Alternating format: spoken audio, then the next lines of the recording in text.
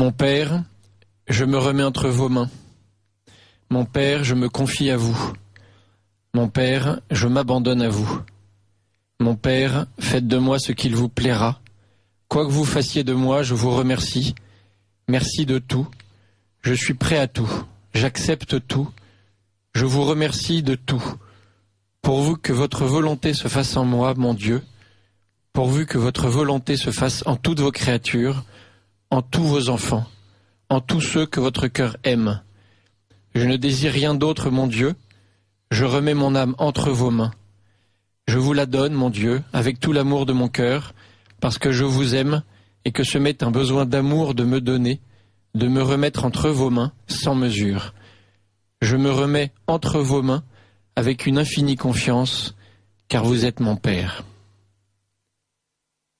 Amis de la Résistance, bonjour et bon dimanche à tous. Vous êtes bien à l'écoute de Lumière de l'Espérance, la radio du dimanche de Radio Courtoisie, émission préenregistrée le 28 novembre et diffusée le dimanche 1er décembre 2013.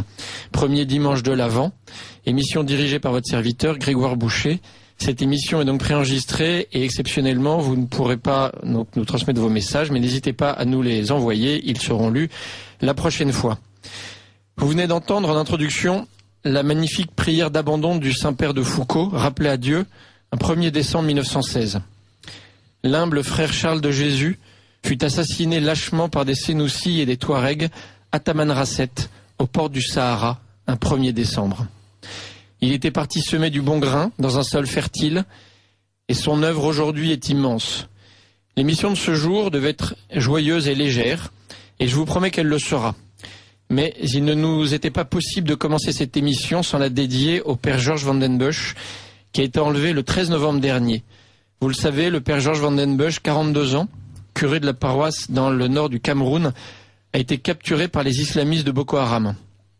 Ce jeune prêtre, qui dépend du diocèse vacant de Nanterre, officiait depuis 2011 dans sa paroisse, près de Kosa, à quelques dizaines de kilomètres du Nigeria.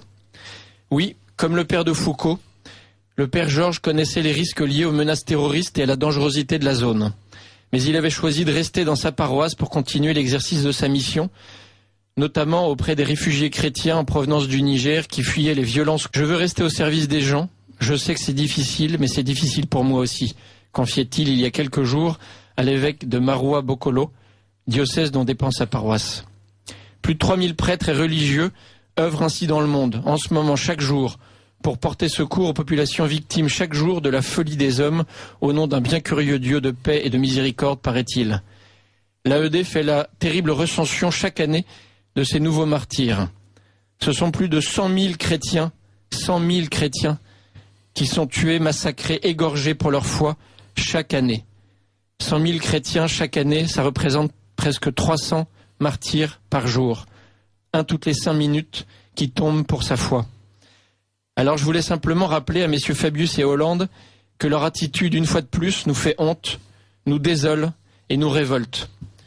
Je rappellerai à ces incompétents que le père Georges Van den Bussche était là-bas en mission, pas en vacances, ni au service de quelques multinationales qu'ils affectionnent tant.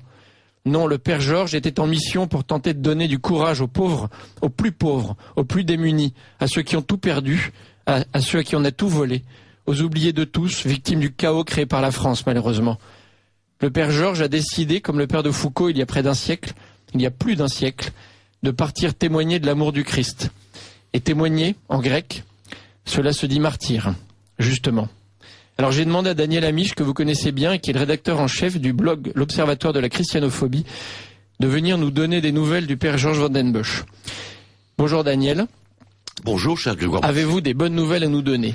Je n'ai ni de bonnes ni de mauvaises nouvelles à vous donner, sinon que déjà vous avez hélas bien, circonscrit la tragédie qui est celle que vit ce prêtre, qui a été, je le rappelle pour nos amis auditeurs, donc enlevé dans la nuit du 13 au 14 novembre dernier. Ça fera un peu plus de 15 jours ce dimanche, 16 jours qu'il est enlevé. De nuit, sans doute vers 23 heures, après avoir entendu beaucoup de bruit dans le foyer des religieuses qui était à côté de son petit presbytère. Le foyer qui avait été attaqué, semble-t-il. Attaqué, évidemment, pour soi-disant prendre de l'argent. Enfin, on sait pas trop ce qu'ils voulaient, etc. Enfin, c'est une bande armée qui est arrivée. Est-ce que c'est le Boko Haram ou notre... Nous n'en savons rien. Mais ils l'ont revendiqué quand même, non? C'est pas garanti. Non, la revendication n'est pas garantie. Ce dont on est à peu près sûr, encore une fois, maintenant plus ça va, moi je suis sûr des choses, c'est qu'il serait détenu quelque part au Nigeria. Mais ce n'est plus aussi sûr que ça aujourd'hui. Depuis ce matin, nous sommes en rediffusion, nous avons enregistré cette émission jeudi après-midi. J'apprenais donc hier, par des sources camerounaises, que un gros effort était fait par le gouvernement camerounais et également par l'Église catholique du Cameroun pour essayer de trouver une information locale. On suppose qu'il a été emmené 30-40 kilomètres plus loin de côté dans les régions du Nigeria qui sont contrôlées par le Boko Haram, mais il n'est peut-être pas encore sorti du Nigeria. On n'en sait rien du tout. Donc on est à près de 20 jours de son enlèvement. Alors, je crois que c'est un personnage extrêmement sympathique. C'est un prêtre très classique, en même temps très moderne. C'est blue jean et col romain. Ouais. C'est un jeune homme pour moi c'est un jeune homme, il a 40 J'ai vu plusieurs photos de lui, effectivement, se promener à moto dans sa mission. 42 ans, c'est tout jeune. Et c'est un garçon qui a eu une existence déjà extrêmement tragique. Il a perdu son père et sa mère. Il devait avoir peut-être 9 ou 10 ans, je crois. Ils avaient l'habitude, avec ce jeune garçon, donc tout petit à l'époque, de faire de faire le bateau ou des croisières autour de la Corse, par exemple, enfin des choses comme ça. Et beaucoup de gens le font. Et c'est vrai que la Corse est un pays. Je l'ai fait en famille avec mes enfants, exactement à l'endroit où ils ont sombré. Et alors le bateau exactement a sombré.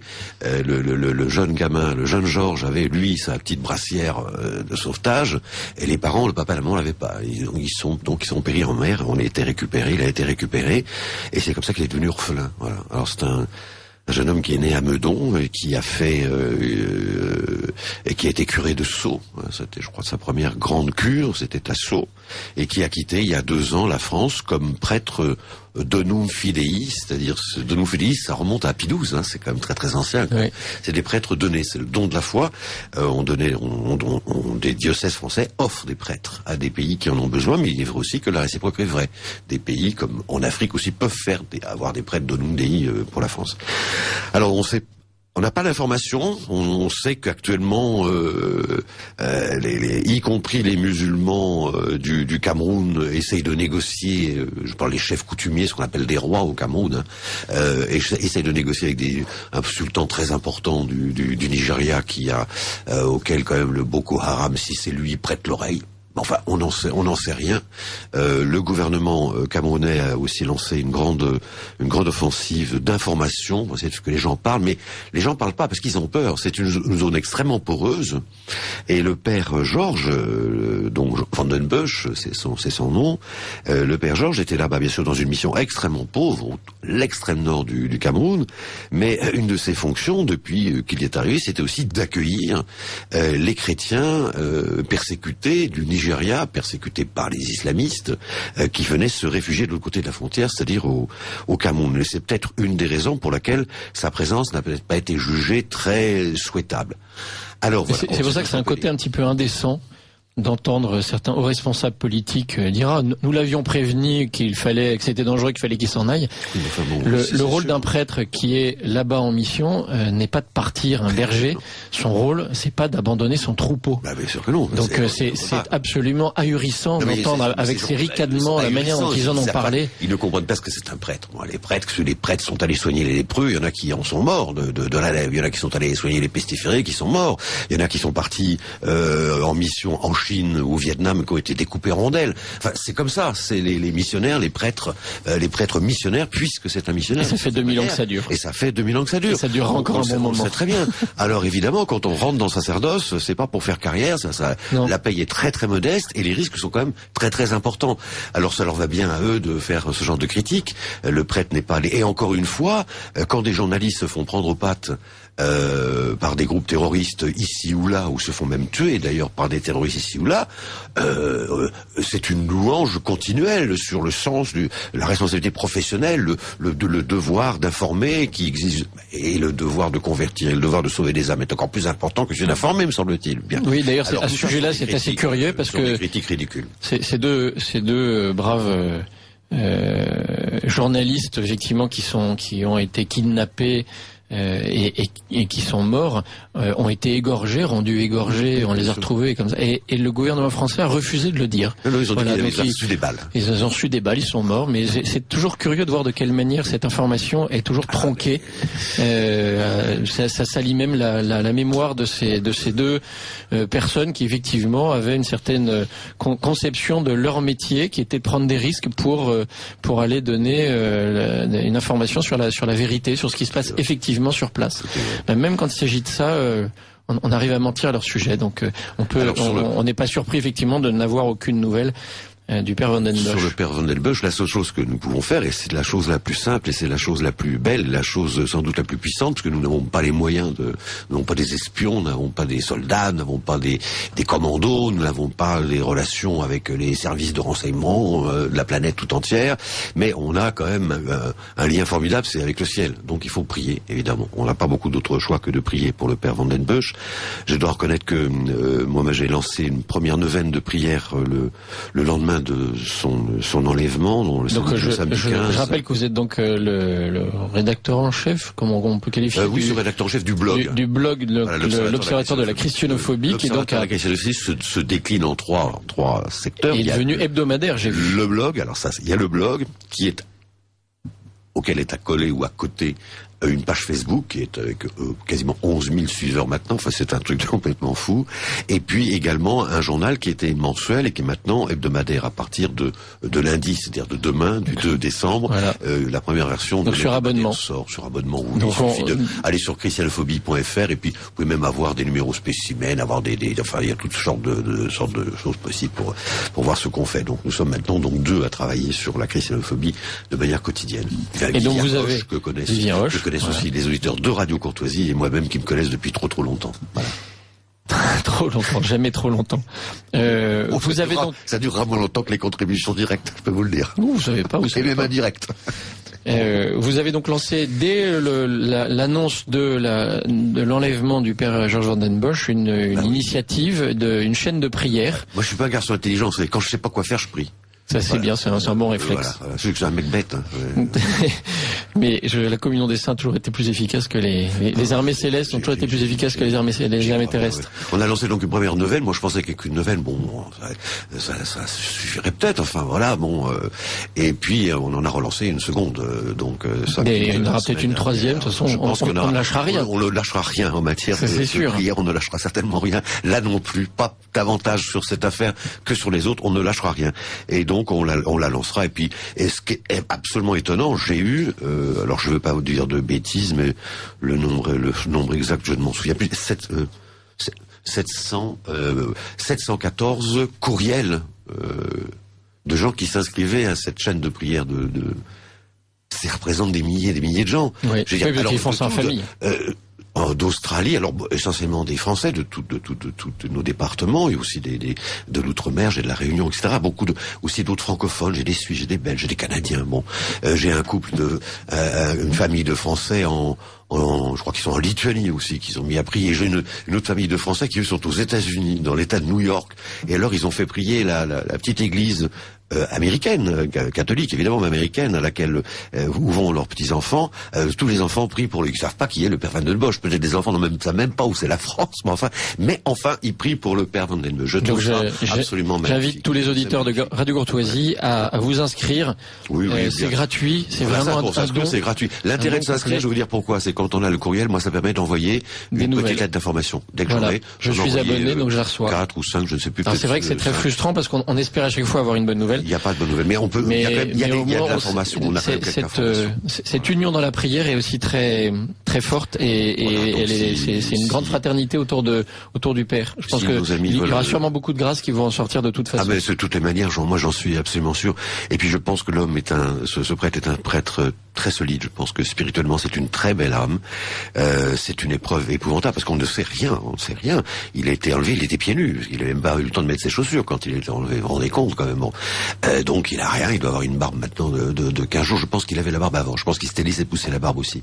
Les missionnaires se laissent pousser la barbe en Afrique, c'est comme ça. Mais pareil, je ne me rase plus depuis son enlèvement. C'est bien, c'est très bien, je vous félicite. Moi je suis pas rasé, peut-être que non, c'est un peu plus court quand même. Voilà, non, il faut pas parce que c'est un sujet quand même qui est grave, mais il faut le prendre avec confiance, l'espérance, surtout l'espérance. J'étais en relisant encore hier le Porsche de Peggy sur l'espérance là, c'est bon, voilà, c'est magnifique, et ça m'a redonné un peu de lucidité. S'endormir, c'est bon ce genre de lecture, voilà. C'est pour ça que j'ai tenu à lire la prière aussi du père de Foucault, parce que c'est une prière d'abandon je sais que mon invité qui arrive, c'est une de ses prières préférée, si ce n'est sa favorite. En tout cas, je sais que vous avez aussi. C'est à pleurer quand on entend des choses pareilles. C'est tellement beau. Il y a que ça. La vraie foi, c'est l'abandon absolu de toute façon dans chaque geste. Donc, voilà. Donc, si nos amis auditeurs de Radio Courtoisie veulent s'informer sur le père Van den Bussche et tout ce qui traite de la christianophobie, hélas, il n'y a pas que l'affaire du père Van den Bussche. Hélas, c'est bien. Il y a le blog, c'est christianophobie.fr. C'est une simplicité biblique. S'ils veulent nous contacter, c'est contact @christianophobie.fr, et s'ils veulent m'écrire, c'est encore plus beau, c'est daniel.amiche @christianophobie.fr. Alors nous avons aussi le projet avec d'autres amis qui sont autour de moi, bien sûr, peut-être de lancer une opération de 1000 messes, parce qu'on avait eu pas mal de messes qui avaient été célébrées par des prêtres, évidemment, motu proprio, spontanément, sans qu'on leur et ça nous le savons, j'en ai enregistré quand même beaucoup, et on voudrait faire une belle opération là jusqu'à la fin de l'année, avec l'Avent qui commence ce dimanche. C'est un très beau projet. 1000 messes pour le Père Georges. Voilà, faut que ça, pour sa libération. Un avant de messe. Ou en tout cas pour qu'il reçoive toutes les grâces dont il a besoin pour tenir. Voilà. Alors pour conclure, je citerai simplement le père Federico Lombardi, directeur de la salle de presse du Saint-Siège, qui s'exprimait immédiatement après l'enlèvement du père Georges Van den Bussche, et qui disait « Il est douloureux d'observer combien de fois les chrétiens sont soumis, en raison de leur foi et de leur témoignage, à des douleurs et à des persécutions. Nous espérons de tout cœur que le père Georges Van den Bussche puisse retrouver la liberté. » Eh bien, nous aussi, avec Daniel, que je remercie d'être venu nous parler aujourd'hui, nous prierons pour les ravisseurs du Père Georges, pour qu'ils le libèrent rapidement, pour qu'il se convertisse tout aussi rapidement, et pour que nous puissions retrouver très rapidement le Père Georges, et qu'il puisse retrouver sa fonction de pasteur.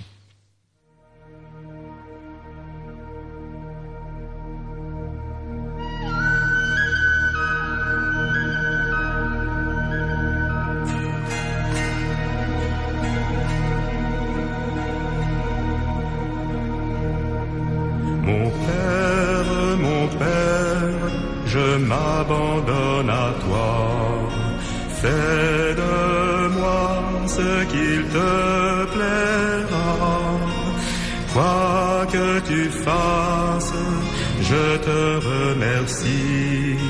Je suis prêt à tout, j'accepte tout, car tu es mon Père.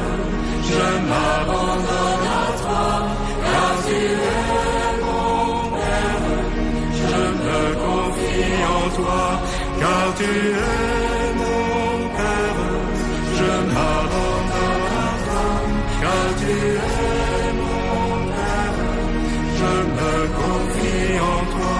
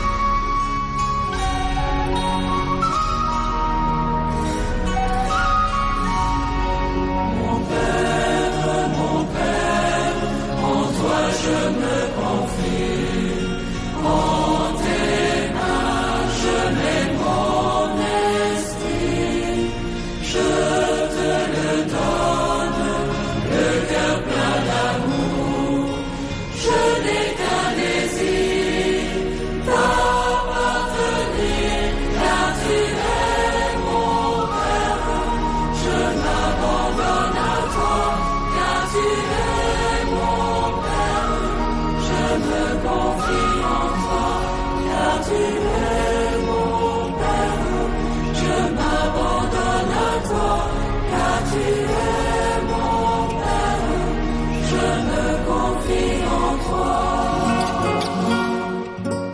Vous êtes bien à l'écoute de Lumière de l'Espérance, la radio du dimanche de Radio Courtoisie, émission préenregistrée le 28 novembre et diffusée en direct le dimanche 1er décembre 2013, premier dimanche de l'Avent, dirigé par Grégoire Boucher. Je vous avais promis un sujet plus léger, je tiendrai donc ma promesse. Chers amis auditeurs de Radio Courtoisie, je suis très heureux de vous présenter un ami que j'admire beaucoup, dont j'admire le talent, dont je respecte l'œuvre immense et dont j'aime la famille. Cher Alexis Grus, soyez le bienvenu dans ce studio. Bonjour. Alors les Parisiens auront remarqué que le chapiteau du plus grand cirque équestre au monde illumine à nouveau le bois de Boulogne depuis quelques semaines, et ce jusqu'au mois de mars 2014. Vous êtes donc revenu, cher Alexis, à Paris pour y présenter votre 40e création artistique. 40 ans déjà, donc, que vous œuvrez pour ce que vous appelez le cirque à l'ancienne, et qui est devenu un art, qui est reconnu comme un art, qui est reconnu depuis 1980, qui a ce titre de cirque national. Et quand j'ai évoqué le sujet avec vous l'année dernière, vous avez maintenu un certain secret autour du thème de ce que serait cette 40e création. Spontanément, j'avais imaginé que vous alliez nous préparer une rétrospective de ces 40 dernières années, passées à défendre et à valoriser le cirque à l'ancienne, jusqu'à en faire effectivement, comme je vous le disais, un véritable art. Je m'étais trompé, c'était trop simple. Avec ces 40 spectacles, vous avez été fidèle à vous-même, c'est-à-dire à la vie, à vos racines et à cette terre fertile de la piste sur laquelle vous avez créé avec et pour votre famille le spectacle le plus beau et le plus émouvant que je connaisse, et que je comparerais dans sa puissance émotionnelle et symbolique au célèbre Puy du Fou de Philippe de Villiers, que je salue aujourd'hui. Sylvia, c'est le nom de ce 40e spectacle, rend hommage à Sylvia Montfort, résistante, comédienne, romancière, metteur en scène, directrice de théâtre, passionnée. Je crois qu'elle avait des talents à ne plus savoir qu'en faire. Donc vous lui dédiez ce 40e spectacle parce que vous lui devez tout, parce que le cirque lui doit tout, beaucoup en tout cas en France. Et j'aimerais, pour commencer, que vous nous parliez d'elle, parce que si vous lui avez dédié cette 40e création extraordinaire, je ne cesserai de le répéter pendant cette émission, parce que ça fait des années que je vais voir les spectacles d'Alexis Grus et que j'en reviens émerveillé, et cette année je n'aurai pas de superlatif assez grand pour qualifier le bonheur que m'a procuré cette 40e création. Donc je vous le dis devant tout le monde, vraiment encore merci, mais vraiment bravo, parce que c'est prodigieux. Il y a un côté miraculeux dans chacun de vos spectacles, et dans celui-là en particulier. Donc je voudrais que vous nous parliez de Sylvia, d'abord de Sylvia Montfort, et ensuite nous parlerons du spectacle. Sylvia, c'est le titre de ce spectacle, c'est pas moi qui l'ai trouvé. Les 40e création, c'est un sujet qu'on a dans la tête depuis bien longtemps, parce que quand on arrive à la 30e, la 31e, la 32e, ainsi de suite, la 33e était très intéressante aussi. Et forcément, on a envie de fêter. C'est formidable les années, parce que il y a toujours un moment donné où on arrive à des années qui sont des années...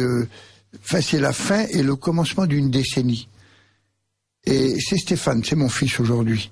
Du reste, ce spectacle-là est pas seulement un spectacle en hommage à une dame, c'est aussi un spectacle qui est une référence sur la transmission du savoir-faire. Et quand j'explique à mes enfants savoir-faire, alors c'est prendre le verre et savoir le poser, non. Pour moi, savoir-faire, savoir c'est le cerveau, et faire c'est la main. Et l'un est indissociable de l'autre. Sans faire de critique, ni apporter encore d'aggraver les choses telles qu'elles sont, on est dans une société où on a, par les moyens techniques que l'être humain a inventés, emmagasiné, mis en boîte, la mémoire de ce qui se dit, la mémoire de la pensée, d'une manière gigantesque. Prenez les grandes bibliothèques qui viennent de se créer, tout ce qu'on peut mettre en boîte aujourd'hui, que ce soit la discothèque de Radio Courtoisie ou la mienne où il y a plus de 7000 disques, c'est quand même des archives qui sont emballées. C'est un patrimoine. Et ça, vous pouvez les sortir autant de fois que vous voudrez, elles resteront toujours la même chose. Sauf que on est dans une société où surtout depuis 68, mai 68, on a justement retransmis la pensée d'une manière magnifique.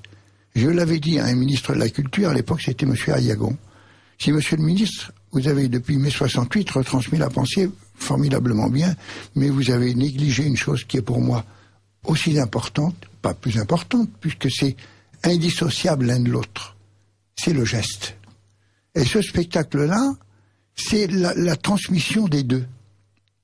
C'est pour ça que je dis qu'une société qui retransmet que les idées est une société qui s'appauvrit. Parce que si vous avez les plus belles idées d'architecture, et si vous n'avez pas le maçon pour construire et pour mettre la pierre, eh ben votre idée ne vaut rien. Absolument. C'est ce qui s'appelle la tradition. Tradere en latin, c'est la tradition du geste, la transmission. Voilà. Mais donc qui s'inscrit dans la durée, qui s'inscrit dans la durée, dans la longue durée. Oui, parce que ça ne peut. Je ne sais pas si vous vous souvenez, mais le soir de la première, on a eu un incident que si je vous explique l'histoire, ça va vous faire tomber par terre. En plein milieu de cette grande première, avec le tout Paris, plus de 3000 personnes, oui, qui ont été vraiment, qui nous ont accueillis d'une manière, on peut dire, extraordinaire. Oui, et pour faire plaisir à Henri Lesquin, je vais dire qu'il y a eu une standing ovation, parce que je ne connais pas c'est le mot qui transmet encore le mieux ce qui s'est passé. Les gens sont restés debout à vous applaudir avant la fin du spectacle. Pendant 20 minutes, une demi-heure, combien de temps ça a duré? Oui, on ne sait pas parce que c'était incroyable. On avait la chair de poule et moi je l'en ai encore. Moi j'y suis retourné il y a pas longtemps. Il y avait moins de monde, mais de la même manière les gens se sont levés, et c'est même dans un réflexe quasiment. C'est même pas pensé. C'est qu'on a envie de partager avec vous. On ressent une émotion qui est tellement énorme qu'on se lève et on vous salue et on vous rend hommage de cette manière-là parce qu'il y a pas d'autre. On peut pas faire autrement. Mais voilà, ça c'est. Et alors donc pendant ce spectacle, il y a une séquence qui n'est pas passée et qui est pour moi une des séquences les plus importantes parce que il y a dans ce spectacle ces 4 décennies. C'est les années 70, les années 80, les années 90 et les années 2000. Et, oui. Et vous avez dans ces 4 années-là les 4 générations de l'époque, parce qu'à l'époque il y avait encore mon père et ma mère. Et depuis 2003, c'est l'année où j'ai perdu papa et mon neveu. Dans les 3 semaines chaque semaine, j'ai perdu un des membres très très proches de ma famille. Et donc on est dans ces périodes qui approchent les fêtes de Noël et jours de l'an, on a toujours des moments de pensée parce que on ne vit que par ça. Et donc, je reviens sur cette petite image qui n'est pas passée, et à un moment donné, je me promène avec mon petit-fils dans le parc à Piolinc. Et on passe devant un chêne gigantesque. Et mon petit-fils me dit, oh, disons, papy Junior, il m'appelle comme ça, dans la vie comme dans le spectacle, il est magnifique cet arbre. J'ai dit, oui, tu vois, mon fils, celui-là, c'est un seigneur. Ah bon? Mais, quel âge il a, papy? Il a 240 ans, comme le cirque. Ah bon? Mais comment il tient? Par ses racines, comme mon cirque. Et en même temps, cette séquence-là, on l'a pris et on l'a filmée. Mais quand j'explique à mon petit-fils, après... Et elle est retranscrite sur un grand écran, derrière la piste, pendant le spectacle. Je l'explique à ceux qui n'ont pas encore eu et qui vont y aller. Et donc, pendant cette première, un des musiciens de l'orchestre regarde son portable et s'aperçoit qu'il n'y a plus de piles. Qu'est-ce qu'il fait? Il voit un ordinateur avec une clé USB, il branche son téléphone portable pour recharger la pile et il nous fait tout sauter. C'est les aléas du direct. Mais attendez, on croit rêver, parce que c'est des années de boulot, des années de travail, qui vient justement par, je dirais pas c'est un peu le reflet de la société dans laquelle nous vivons. Les gens n'ont plus, si vous voulez, la notion de leur place. Oui. Un musicien dans l'orchestre, s'il n'est pas là, il y a plus de formation. L'harmonie s'écroule, puisqu'il a ce poste-là. Mais dans la vie, c'est exactement la même chose. Alors, Et comme il n'était pas concentré sur sa musique, mais sur son téléphone. Voilà. C'est incroyable. Mais, alors, à la suite de ça, ce qui est formidable, parce que tout côté négatif, pour moi, j'en tire toujours une solution positive, parce que c'est ce qui vous apprend. Malheureusement, il faut passer par là pour apprendre quelque chose. Je ne sais pas pourquoi, ça il faudrait lui demander, moi il n'a jamais pu me donner la réponse. Parce que ce qui ne nous tue pas nous rend plus forts, voilà pourquoi. Mais c'est ça, c'est exactement ça.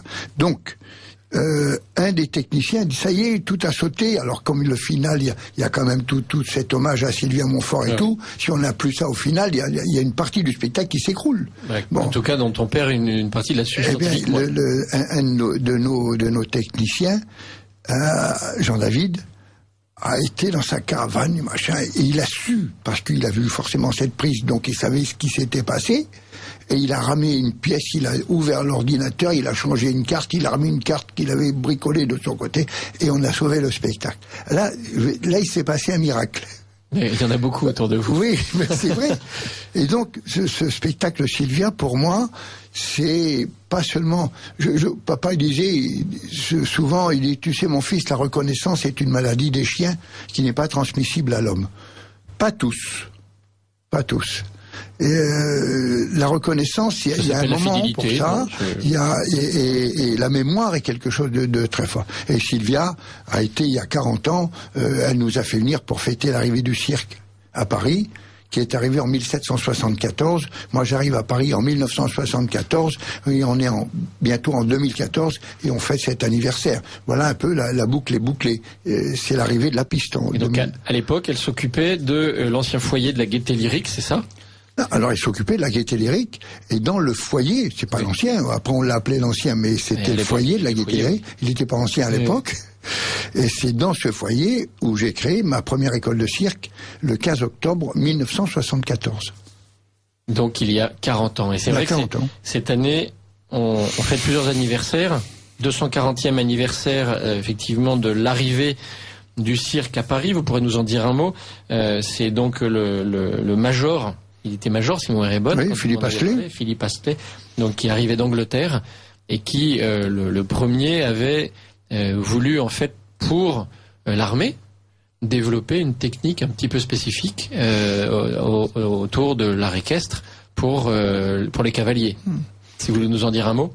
Oui, mais la piste, vous l'avez dit tout à l'heure, c'est le seul espace scénique au monde qui soit infini par la forme, circulaire, parce que vous pouvez y tourner pendant des siècles, infini par la matière, qui est d'elle-même se régénère, parce que la terre fait l'arbre, et l'arbre fait la terre, c'est comme ça depuis des milliers d'années, et de plus, vous l'avez dit, fertile. C'est le seul espace scénique sur lequel vous semez, ça pousse, avec un ingrédient fertilisant qui est remarquable, c'est le crottin de cheval. Et un peu de musique. Pardon ? Et un peu de musique. Oui.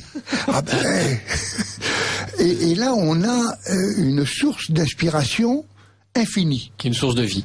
Et c'est une vraie source de vie parce que cette forme et cette matière, c'est une sorte de microcosme. Et si vous regardez la piste de la coupole du chapiteau, on a presque l'impression de ces images qu'on voit de la Terre d'un satellite, cette petite planète ronde là, avec des pas dessus, un peu, c'est un peu lunaire comme ça, vu d'en haut, et de près, il y a une... Parce que j'y ai vu sur cette piste tous les animaux de la planète.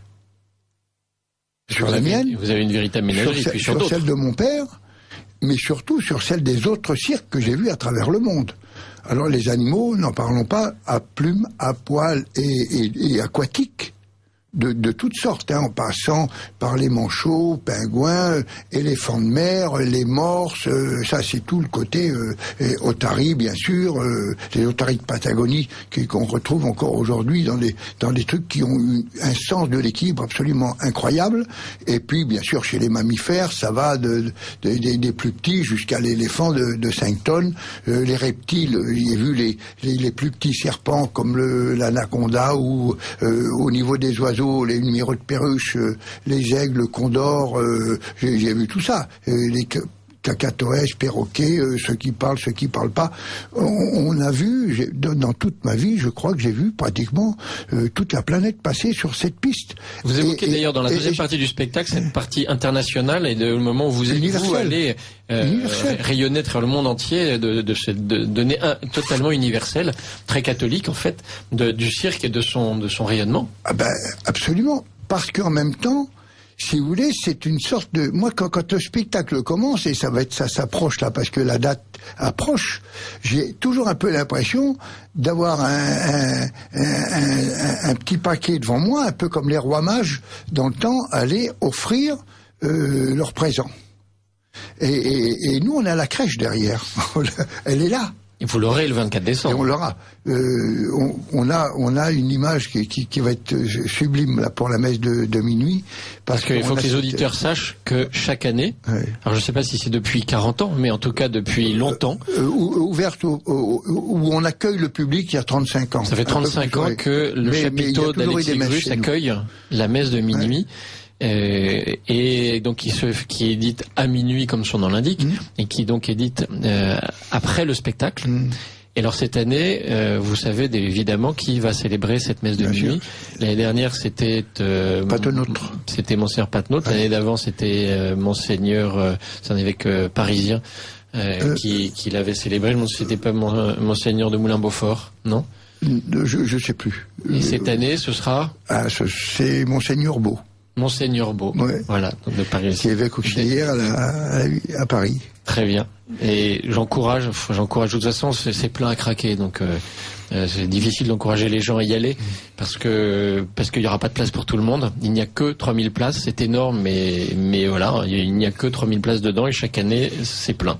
Donc c'est même un des rares, c'est une des rares, je crois que c'est à peu près la seule, c'est sans doute la plus grande messe de minuit qui sera dite en région parisienne ou à Paris ce jour-là, parce que pouvoir réunir 3000 personnes autour de l'enfant né et du nouveau-né et du Christ, je pense que c'est unique. Donc ce sera la plus grande et une des plus belles messes qui sera dite le 24 décembre au soir. Ce sera sous votre chapiteau. C'est quand même à souligner. Alors le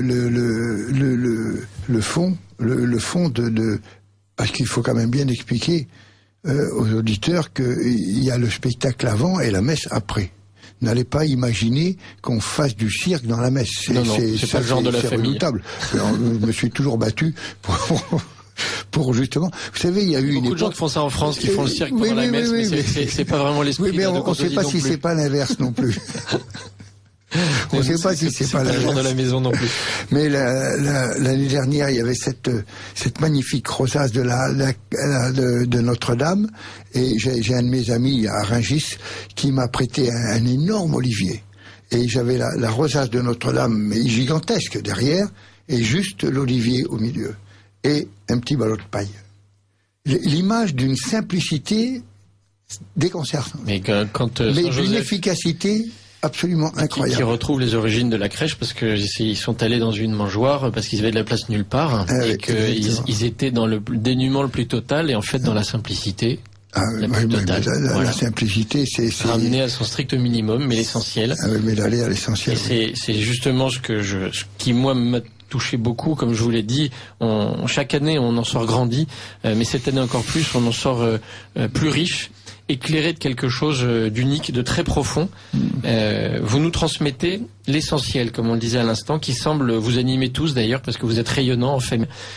Et cet essentiel, moi je pourrais le qualifier tout simplement de la manière suivante: c'est votre amour du beau, du vrai et du bien.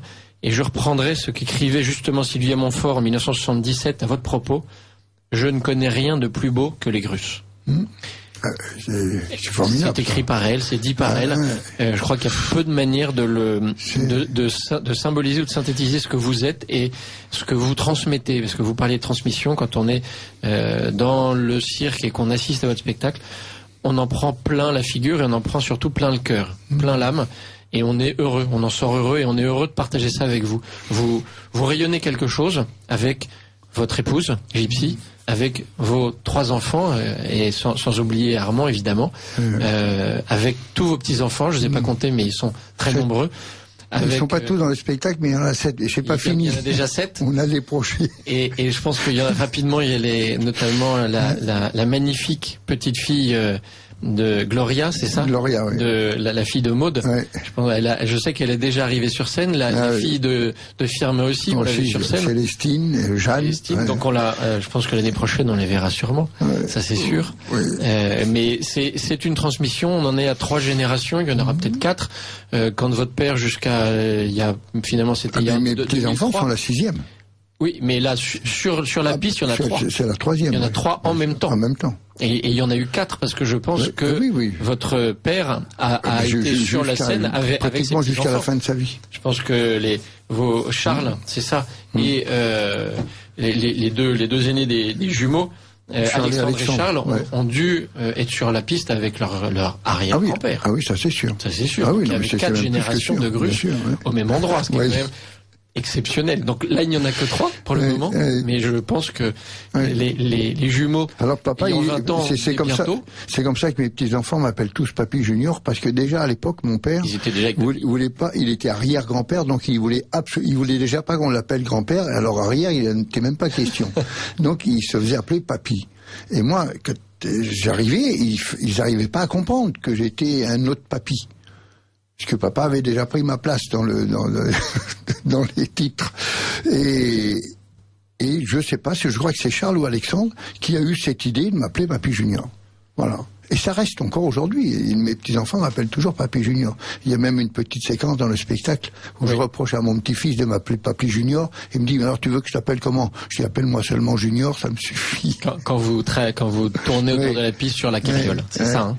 Voilà. Donc voilà, Sylvia, c'est toutes ces années là de travail. Je dirais que 40 spectacles, c'est vite dit, mais il faut savoir qu'un spectacle chez nous dure jamais moins de 2h30, qu'un spectacle qui est accompagné avec 15, 16, voire 17, voire 18 tableaux différents. Quand vous multipliez, je dirais la moyenne de 15 par 40, vous avez déjà un volume de nombre de créations, toujours en respectant cette matière et cette forme qui est celle de la piste. Moi, je suis un inconditionnel du cirque comme lieu, non pas comme spectacle. C'est ce lieu qui me et alors cette chose extraordinaire. Quand on prend la messe de minuit qui est célébrée sur la piste. Alors les gens, si vous l'avez pas vécu, vous pouvez pas le comprendre. Mais la communion, c'est l'hostie, c'est symbolisé par l'hostie. Elle n'est pas carrée. Elle est bien circulaire. Elle est circulaire, bien sûr. Parce que, et en plus, le rond, chez l'animal comme chez l'être humain, c'est le contraire de la soumission. C'est l'intelligence. Le cercle, c'est l'équilibre. La ligne droite, c'est moins. Ça paraît paradoxal ce que je suis en train de vous raconter. Mais si vous savez tourner dans la piste à main gauche et à main droite, et que vous sortez de là, vous marchez droit. Et oui. Plus droit que les autres. Il faut apprendre. Et vous l'avez appris à la meilleure école. Oui, je suis né dans cet espace-là. Je rappelle aux auditeurs de Radio Courtoisie que je reçois, pour mon plus grand plaisir, et le vôtre j'espère, Alexis Grus, donc le père, aujourd'hui le grand-père, on va l'appeler Junior, juste. Oui, Junior, ça me suffit. Junior, du cirque national Alexis Grus, qui est le plus grand cirque équestre au monde, parce que vous avez combien, 80 étalons, c'est ça? J'ai 60 chevaux ici à l'écurie. 60. Puis il y en a encore quelques-uns aux autres qui sont avec mon frère là-bas à Piolin. Et voilà, et les autres sont là-bas. Ouais.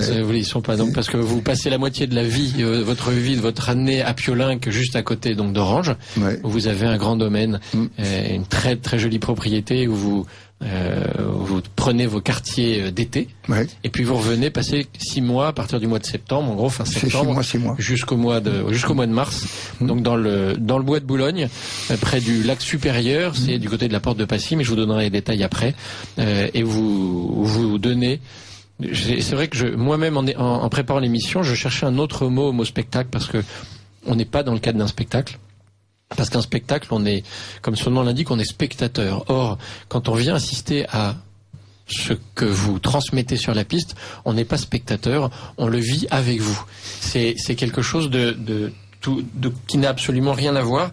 On fait partie intégrante de votre famille, on fait partie intégrante de ce qui se passe sur la piste pendant 2h30. C'est ce qui fait d'ailleurs qu'on est à ce point-là bouleversé quand on est sous votre chapiteau et qu'on en sort, c'est que on n'assiste pas à un spectacle. On est avec vous. Et cette année en particulier, surtout comme vous le savez, la famille a été particulièrement attaquée cette année durant toute cette année. Il y a eu beaucoup de manifestations, il y a eu beaucoup d'événements pour défendre la famille. Et pour moi, votre spectacle et votre famille, et Sylvia en particulier, c'est donc la 40e création artistique que vous avez fait, est un véritable hymne à l'amour et un véritable hymne à la famille. Je trouve que vous êtes la plus belle incarnation, le plus beau symbole aujourd'hui, sans mots, sans en rajouter, qu'on pourrait montrer pour montrer ce qu'est une famille, la richesse de ce qu'est la transmission à travers la famille, et pourquoi cette famille est la cellule essentielle de la vie, ni plus ni moins. Ouais, c'est formidable ce que vous dites, parce que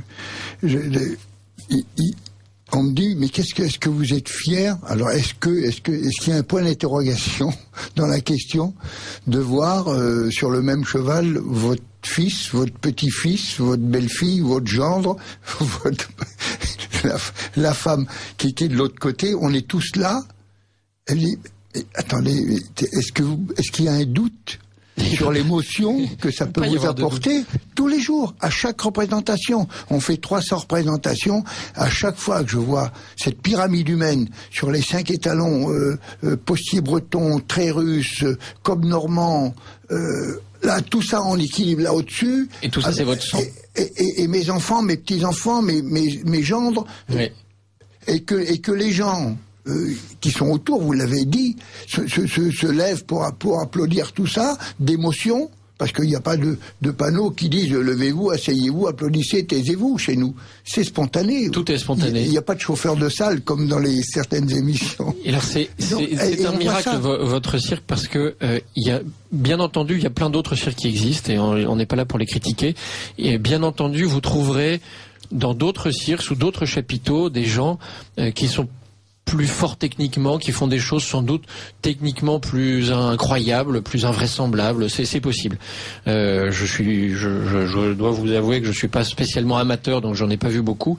Il y a une chose qui est unique au monde, c'est justement cet esprit de famille, et c'est cette émotion qui vient du cœur et qui touche le cœur de chaque personne qui est sous votre chapiteau, et qu'on trouve nulle part ailleurs au monde que sous le chapiteau d'Alexis Grus. Et c'est pour ça que je suis heureux de vous recevoir aujourd'hui, parce que c'est ce que je voudrais que les auditeurs de Radio Courtoisie entendent, comprennent et aillent vivre, c'est-à-dire fassent cette expérience-là. Moi, je me souviens, il y a quelques années, ça remonte aussi il y a longtemps, j'ai assisté pour la première fois au spectacle que j'ai cité tout à l'heure de la cinécénie créée par Philippe de Villiers. C'est un miracle vivant. Je vous souhaite d'y assister un jour, bientôt. Non, mais je connais. C'est un miracle vivant. Je connais bien, j'ai jamais été parce que les périodes correspondent avec une activité artistique. Et de la même manière, on en sort touché au cœur, parce que c'est le cœur qui parle, parce que Philippe de Villiers a réussi à parler avec émotion et à toucher, et à pas faire du spectaculaire, à faire de quelque chose qui vous touche par les émotions et directement dans les tripes et directement au cœur. Eh bien, il y a un autre spectacle qui est comme ça, c'est le vôtre. Voilà. Là aussi, alors Philippe de Villiers n'a pas une piste ronde, parce que pour la donnée du spectacle, il y a 3000 figurants. Lui, c'est pas 3000 personnes qui assistent à son spectacle, c'est 3000 personnes qui participent à son spectacle, devant une scène où il y a un peu plus de 15 000 personnes tous les soirs, ou 17 000, je connais plus les chiffres. C'est une réussite artistique. Donc c'est pas rond, mais c'est quand même très rond, parce que forcément tout tourne, et on a les mêmes codes, parce que voilà, quand on, que je le disais tout à l'heure, on s'attache au beau, au bien et au vrai. Eh bien, on retrouve toujours la même essence. Oui, voilà. Mais en plus de ça, je dirais que c'est un juste retour aux sources, parce que dans notre société virtuelle, à un moment, l'être humain a besoin de retrouver de vraies références. Et le spectacle vivant, quel que soit le spectacle vivant, est toujours authentique. C'est-à-dire même s'il y a des effets spéciaux ou des écrans gigantesques ou autres, il y a la présence de l'être humain. Et qui apporte une fragilité, ce qui n'est pas le cas dans le numérique. Bien sûr. Donc on a ces moments-là, le son, moi je dis souvent, parce qu'on faisait souvent allusion à la piste aux étoiles, et parce que c'est un truc qui revenait souvent dans les conversations, et qu'est-ce que vous en pensez et tout. Si vous savez, pour moi, les étoiles, elles sont dans les yeux des spectateurs lorsque les artistes sont brillants. J'avais une manière comme ça de... C'est très vrai.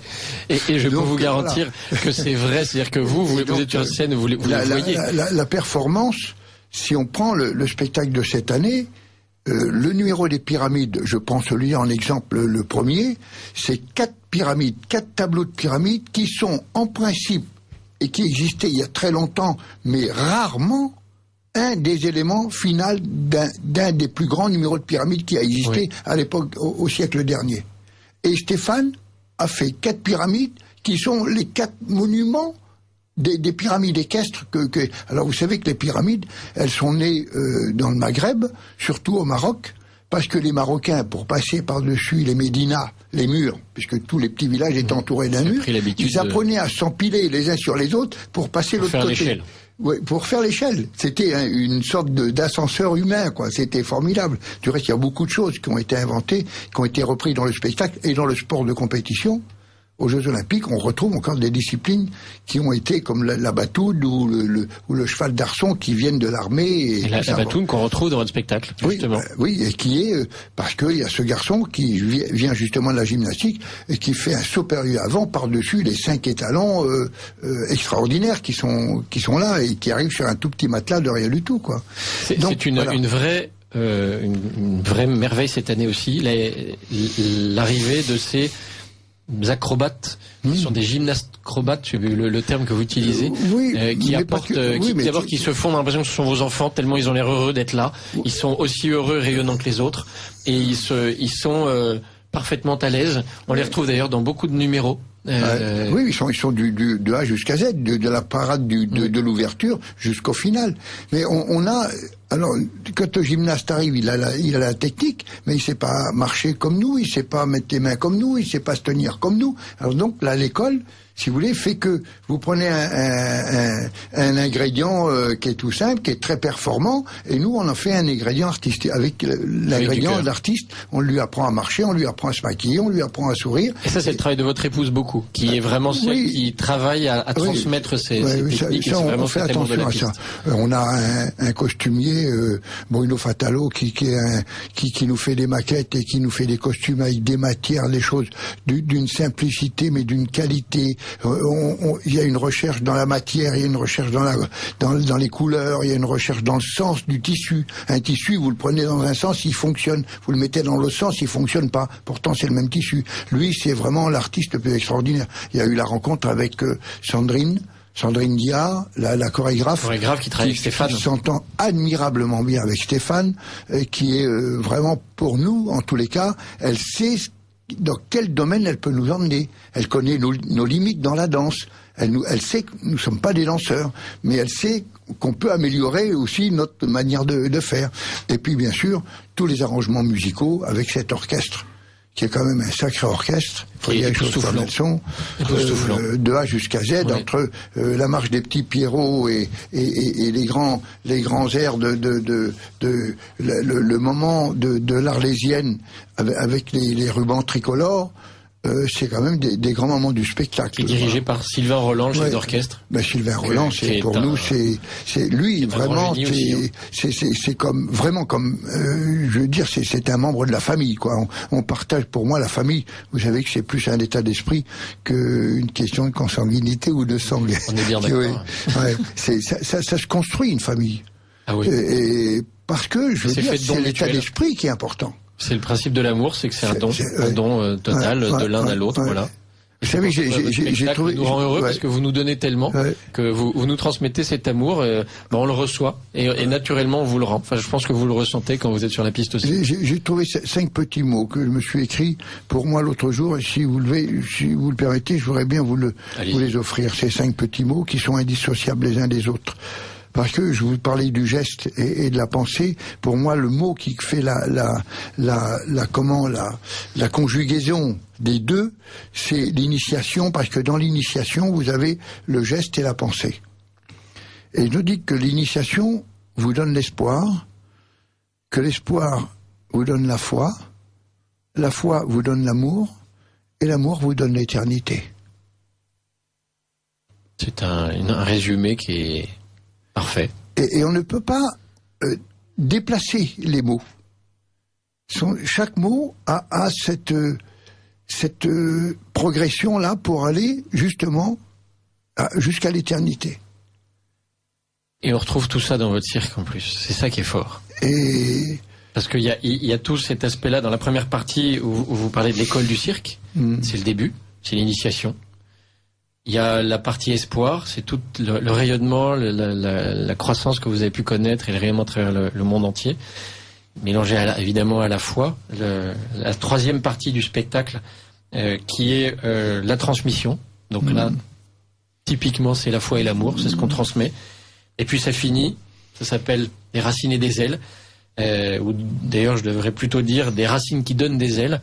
Et ça finit d'ailleurs avec le numéro absolument époustouflant de Maude, votre fille Maude, avec ses 17 étalons, qui a un côté intemporel, éternel. On a envie que ça dure, on n'a pas envie que ça s'arrête. D'ailleurs, elle tourne avec tous ses chevaux.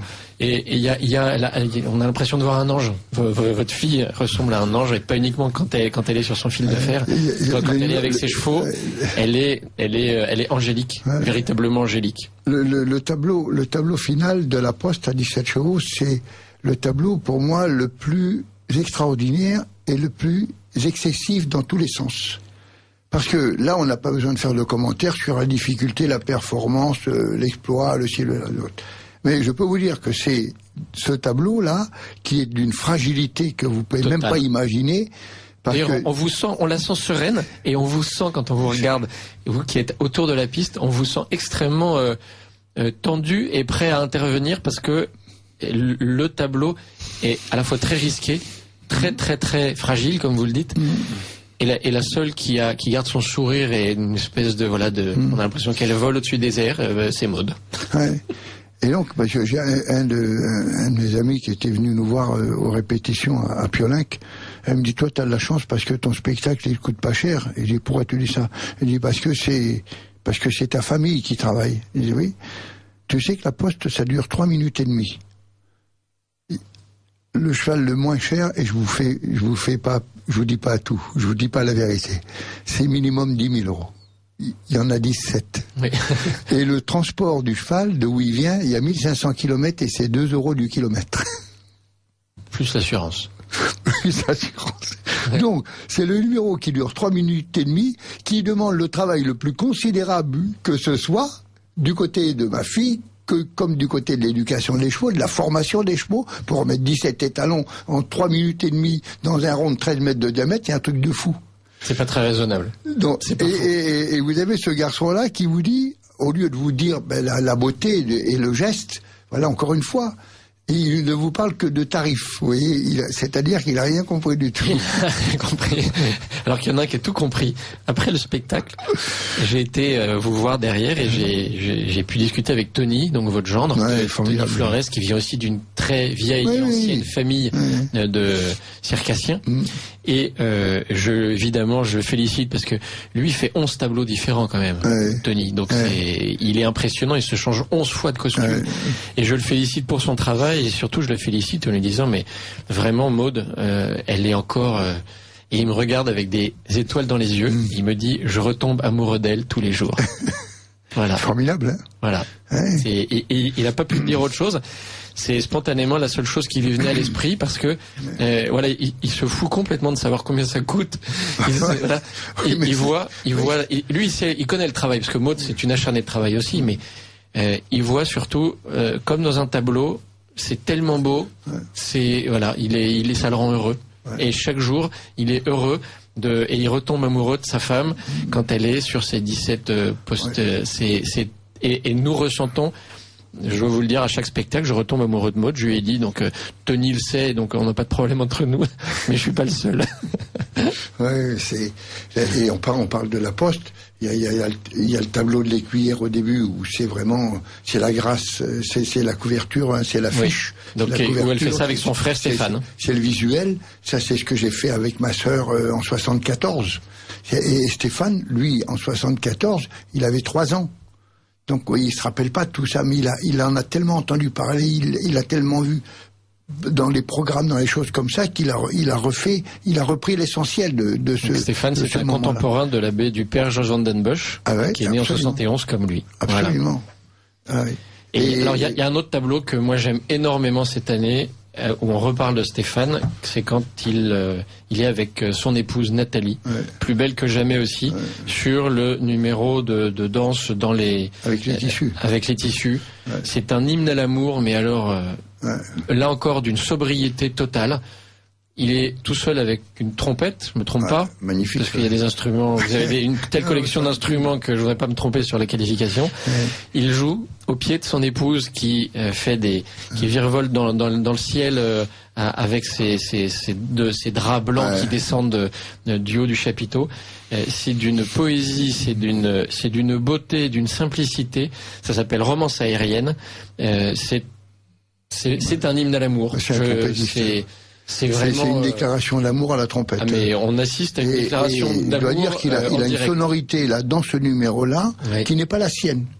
C'est vraiment, c'est une conversation, c'est une déclaration de notes d'amour qui retransmet à ma belle-fille. C'est extraordinaire. Et vu le sourire qu'elle a en permanence sur son visage, je pense qu'elle a bien compris le message. Oui.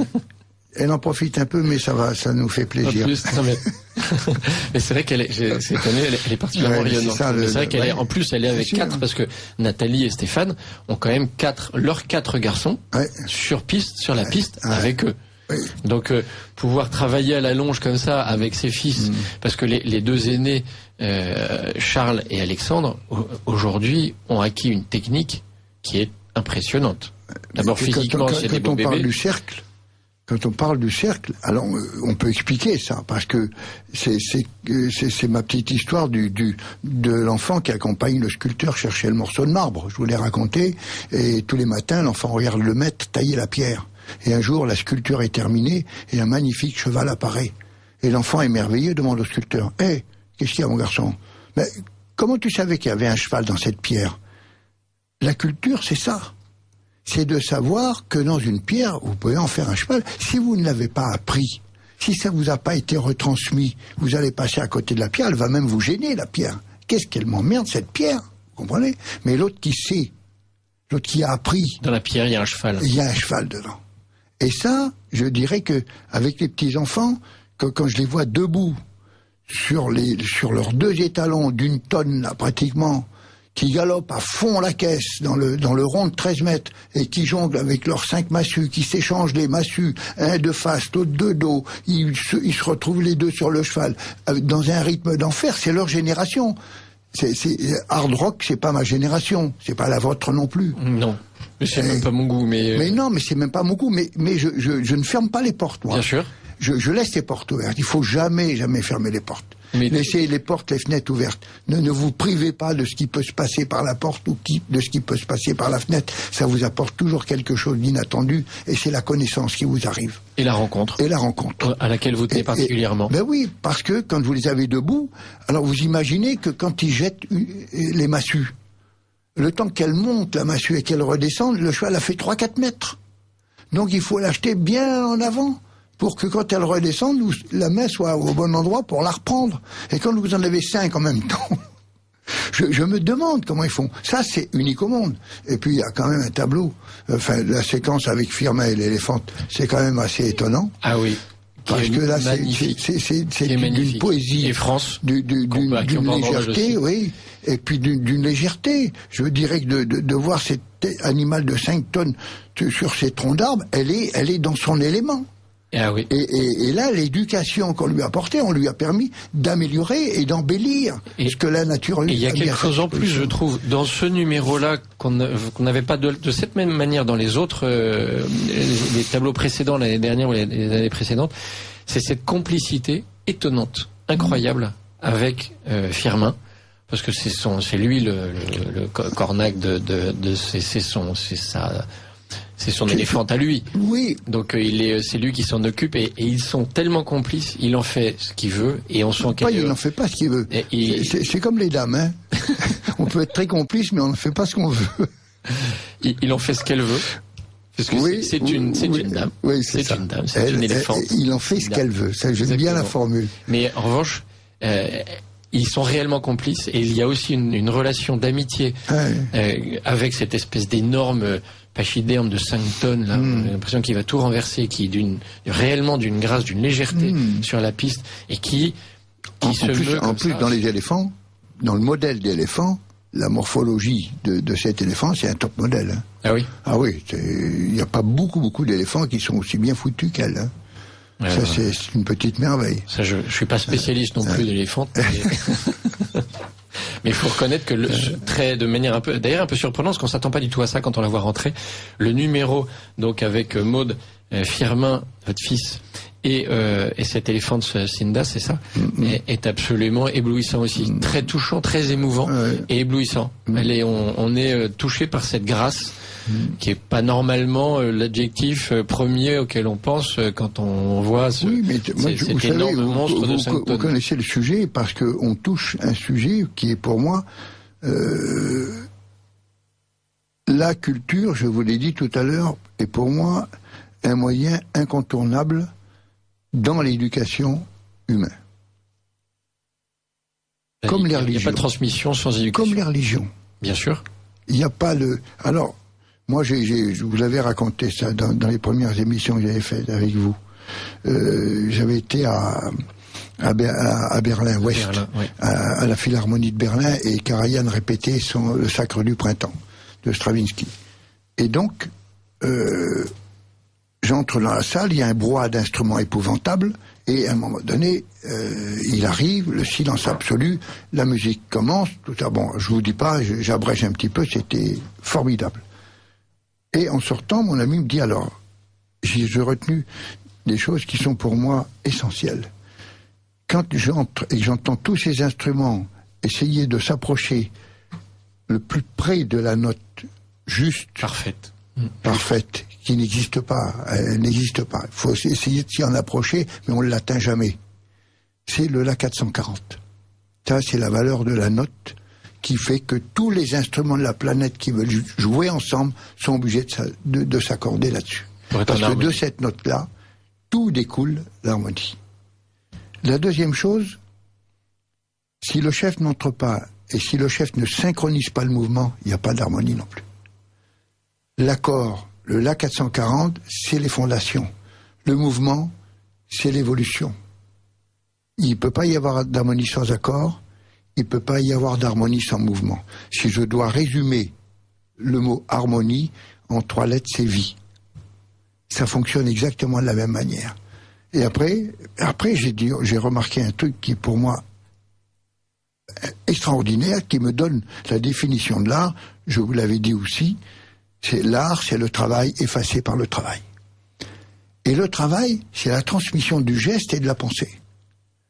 La répétition du geste, c'est la chose la plus éphémère qui existe chez l'être humain. Parce que tout ce que vous avez appris par le geste, si vous restez 8 jours sans le faire, ce geste, vous le perdez. En tous les cas, il ne s'améliore pas. Un musicien, comme Firmin, comme Stéphane, comme Charles Alexandre, comme Maud, comme Gypsy, s'il n'y a pas ce travail quotidien, le geste se perd.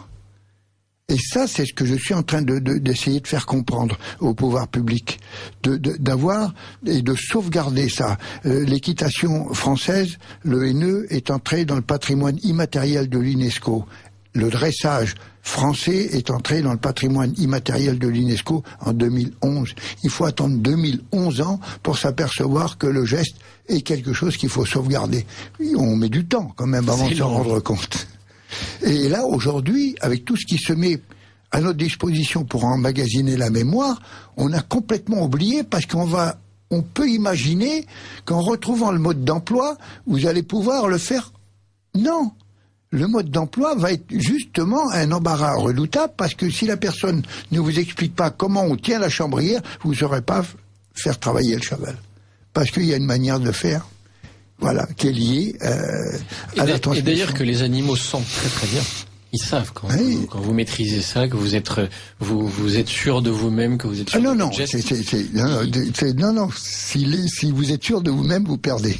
Si vous maîtrisez. Il faut justement être humble. Ah, toujours. Là, le cirque est une école d'humilité absolue. C'est même pour moi incontournable. Si vous voulez vous mettre en avant, si vous voulez paraître moi vous savez que je suis né le père Georges, et Saint-Georges, c'est le jour de mon anniversaire, c'est le 23 avril. Et Saint-Georges... Et cette année, nous fêterons votre 70e anniversaire. Mais vous savez tout. Vous. Ce sera aussi un grand anniversaire pour vous. S'il y a des admiratrices de l'autre côté du poste, vous cassez la baraque. Le 23 avril, elles viendront vous retrouver directement au cirque. Et donc, Georges, c'est aussi l'anniversaire de Shakespeare. Et souvent, quand j'étais môme, surtout à l'époque de Sylvia, souvent on parlait de Shakespeare, et puis il revenait souvent cette phrase « être ou ne pas être, là est la question ». Et je dis comment ça se fait que Molière n'ait pas pensé à ça avant lui. Et maintenant je sais pourquoi. Parce que être ou ne pas être, c'est pas une question. Être ou ne pas être, c'est une réponse. Ce que vous êtes aujourd'hui n'est pas forcément ce que vous étiez hier, et encore moins ce que vous serez demain, mais ce que nous sommes aujourd'hui, on n'est ni plus ni moins. Voilà, moi je suis convaincu de ça, et donc c'est drôle que ce soit le jour de la Saint-Georges, et j'ai un avantage sur lui, c'est que je sais aussi qu'il est mort aussi un 23 avril, Shakespeare. Donc il est né le 23, il est mort le 23. C'est-à-dire tous les 23 avril, vous surveillez ce qui se passe autour de vous. Vous pensez que je fais gaffe. Donc voilà. Alors vous avez quand même la particularité d'être sur la piste avec donc votre épouse et 16 autres circassiens. Et sur les 16, il y en a quand même 12 qui sont votre famille. Oui. Ce qui fait beaucoup, on pourrait même dire 13 si on y rajoute Francesco, qui est quasiment de votre famille, puisque c'est le filleul, Francesco Fratellini. Et Sarah, on peut pas dire qu'elle n'en fait pas partie, puisque c'est la sœur de mon gendre, et qui normalement, d'après ce que j'ai, mais ça il faut pas le dire, paraît-il qu'avec Francesco, il y a des trucs en ce moment. En ce moment. Ouais, entre Sarah et Francesco, est-ce qu'il paraît qu'il y a des trucs C'est une excellente nouvelle pour Sarah et Francesco. C'est une moins bonne nouvelle pour tous ceux qui sont folles amoureuses de Francesco, qui vont être désespérés.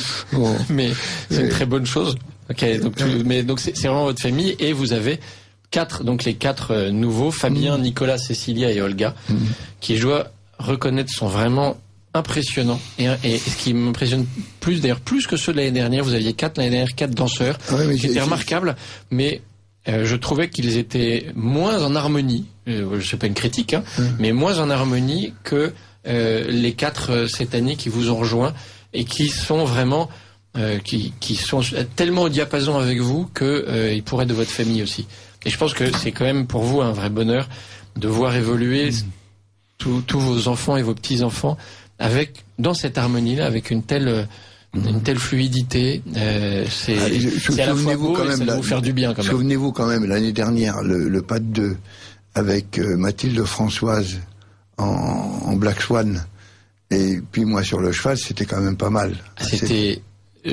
C'était peut-être le moment le plus impressionnant l'année dernière. Moi, c'est à chaque fois, mais à chaque fois, parfait, à chaque fois qu'on faisait ce tableau-là, la rencontre de la danse classique, parce que c'est une excellente danseuse, Mathilde, avec le cheval qui était les deux, le lusitanien et l'espagnol, c'était toujours des moments pour moi d'émotion, d'une densité incroyable. Parce que là vous touchiez un peu comme dans le numéro dont je parlais, que j'évoquais tout à l'heure avec Nathalie et Stéphane, on touche à une espèce de perfection, de sobriété totale, mais de perfection. Là vous étiez avec ce immobile, vous faisiez sur place en travaillant votre cheval, et cette danseuse autour de vous, c'était on retrouve un peu. C'était toute petite en plus, c'était un tout petit modèle, donc c'était d'autant plus impressionnant. On retrouve un peu cette ambiance là avec Maud sur le fil cette année.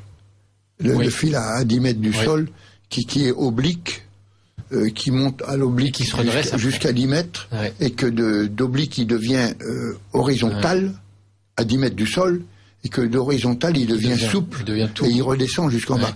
Il y a une géométrie là entre ce fil qui est vraiment sans jeu de mots, un fil conducteur dans le numéro, la traversée des pointes. Quand même, Maud à 10 mètres du sol, sur un fil qui fait quelques millimètres de diamètre, sur les pointes, et elle balance. Moi, de gauche à droite, de droite à gauche. Balance. Et moi, j'ai regardé, parce que j'ai le réflexe, j'ai regardé autour de moi les gens, dans les spectateurs là, qui regardaient. Il y en avait 9 sur 10 qui avaient la bouche ouverte, qui étaient voilà, physiquement la bouche ouverte, parce que on en est, la mâchoire tombe, on est tellement impressionné que c'est à la fois un moment de grâce, parce que c'est un vrai moment de grâce, de poésie intense, et en même temps une telle démonstration technique que nous fait Maud qu'on en prend plein les yeux. Mais comme chaque tableau, vous le disiez tout à l'heure à propos de cette pyramide, chaque tableau en soi serait quasiment un feu d'artifice et un final dans n'importe quel autre spectacle. Et là, c'est chaque tableau qui est un feu d'artifice. Donc et en même temps, avec énormément d'intermèdes, avec beaucoup de jeux de scènes de clowns, avec une complicité extraordinaire entre Tony et Francesco. Et vraiment, on sent que c'est vous savez, si vous voyez l'ambiance derrière, c'est pas étonnant que l'ambiance soit bonne dedans, hein, parce que on est tout le temps là.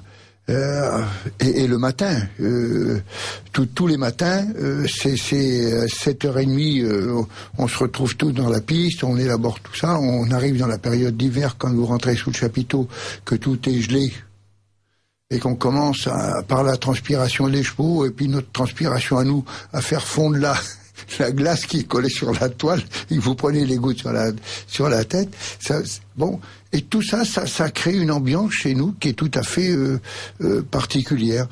La particularité de notre cirque, si on peut faire... Moi, j'aime pas trop faire des comparaisons parce que je pense que rien n'est comparable. Et que tout a sa place et que tout est complémentaire l'un de l'autre. Et même les références, ça m'arrive d'aller voir presque tous les spectacles qui sont bien sûr axés sur le cirque à Paris. J'y vais régulièrement et à chaque fois j'apprends quelque chose. Même les choses qui vous dit ça je ne ferai jamais ça, c'est apprendre quelque chose. Donc on doit toujours tirer un bénéfice de l'expérience vécue. Voilà. Et dans notre spectacle familial, d'équipe, de troupes, que ce soit avec les garçons polonais, quand on parle de la poste à 17 chevaux, il faut savoir que la poste à 17 chevaux, ça mange énormément de foin, ça mange énormément de paille, ça boit de l'eau, il faut les brosser, il faut les nettoyer, ça demande du personnel, ça fait 60 mètres cubes de fumier par semaine. C'est à peu près 80 personnes qui travaillent pour vous. Ouais. C'est plus qu'une 60 mètres cubes de fumier par semaine qui partent dans les parcs et jardins de la ville de Paris, gratuitement, hein, c'est offert. Cadeau. Ouais. Vous êtes trop bon. Alors, oui, mais attendez. S'ils me le prennent pas, imaginez que j'ai 60 mètres cubes de fumier toutes les semaines. Non, mais bon, oui, mais enfin, ils s'en profitent un peu, mais enfin, ça nous rend bien service. Ça vous rend service à vous aussi.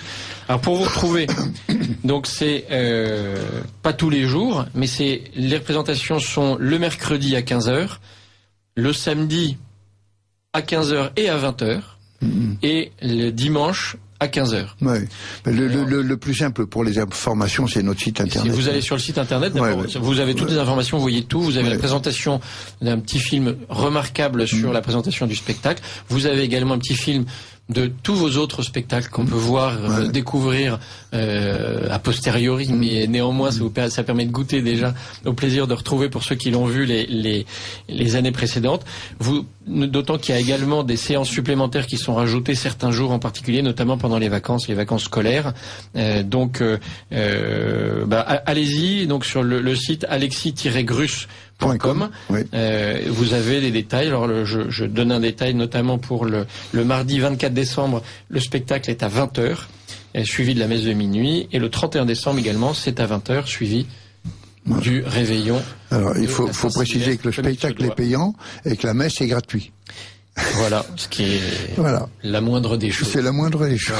Le problème, c'est qu'en général, ceux qui viennent au spectacle, qui ont payé pour le spectacle, pour les faire repartir et leur dire maintenant de laisser la place pour la messe, c'est très difficile. Ils veulent assister aux deux. Vous avez tous les détails des tarifs et tout ça.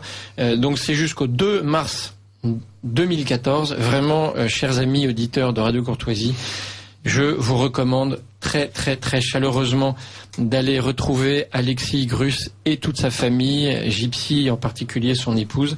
Vous pourrez d'ailleurs acheter le livre et vous le faire dédicacer, le livre de Gypsy Grus qui est à vendre donc sous le chapiteau et qui s'appelle Sur le fil de ma vie et qui est un vrai bonheur parce que vous allez découvrir à travers l'œil et le cœur de Gypsy, tout voilà, c'est ces années de grand bonheur à travers le cirque.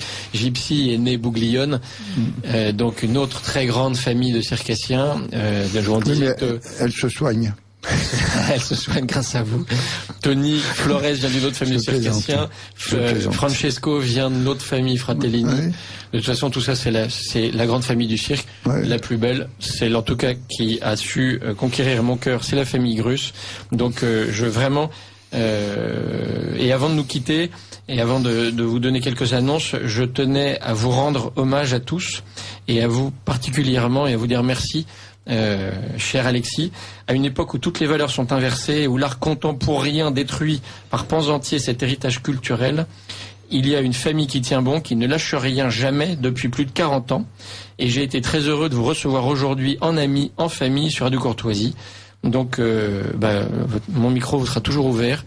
J'espère retrouver beaucoup d'amis de Radio Courtoisie sous votre chapiteau, parce qu'ils y ont leur place et qu'ils y seront aussi heureux que j'y suis à chaque fois. Donc je vous charge de transmettre à votre épouse et à tous vos enfants mon plus amical salut au nom de tous les amis de Radio Courtoisie. Et de toute façon, je viendrai vous y retrouver très rapidement. N'oubliez pas de soutenir Radio Courtoisie. Je remercie beaucoup Franck qui a réalisé cette émission. Je vous prie de noter, de ne pas oublier que le 14 décembre, il y a un grand spectacle de Noël au village de Noël de Riaumont. Je vous recommande les contes du lundi qui ont été réédités par Atribor et que vous pouvez trouver sur le site d'Atribor. Le dernier CD également du Cœur Montjoie qui s'appelle Les Chants Scouts et qui est absolument une petite merveille. Je vous rappelle la fête Lire sous les pommiers, les sapins, le 15 décembre avec Anne Brassier, Rénal Sécher, Jean Raspail, Philippe de Villiers qui se tiendra à Notre-Dame-du-Lys. La vente dédicace le 8 décembre de Renaissance catholique. La marche pour la vie avec Cécile Edel le 19 janvier. Bien entendu, le jour de colère le 26 janvier. Pour ceux qui ne l'ont pas commandé, je vous recommande également l'agenda pour tous 2014 vendu au prix dérisoire de 15 € que vous trouverez dans toutes les bonnes librairies et qui sont évidemment sur le site des éditions Terra Mare. Je vous laisse avec une musique créée pour le Puy du Fou par Nick Lenny Smith et qui s'appelle L'annonce de la guerre, un prélude pour le 26 janvier prochain. Que Dieu vous garde et n'oubliez pas, on ne lâche rien, jamais.